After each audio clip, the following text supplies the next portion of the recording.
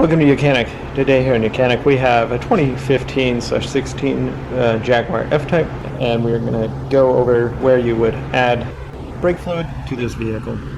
So your brake fluid reservoir is located on the left side of the vehicle, close to the firewall, and it's under this cover panel.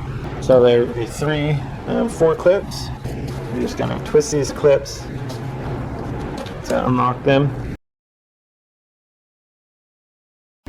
And then you'll just be able to pull up and try to keep a hand on them so you don't lose them. There's 3 clips. There's 4. We only have 3. And then you just pop this up this way. We've got some tabs on the back that hold in there. And you'll be able to set that cover to the side. And then we have access to our brake fluid reservoir. We have the markings on the side here that are going to be our minimum and maximum. And we want to make sure it's in between there. If not, we'll want to add some brake fluid, and if you're constantly adding brake fluid, you'll want to be looking where is your source of it leaking, because this is a closed system, so it should pretty much stay the same.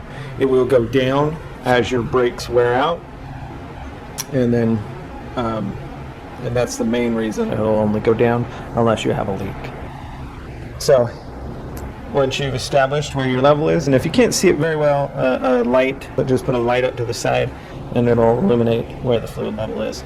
And then you'll want to clean off this cap with a rag, and then be able to just twist this cap undone to be able to add your brake fluid. And then you would pour in your brake fluid. This takes a .4 brake fluid from a sealed container, and be able to bring this up to your maximum level.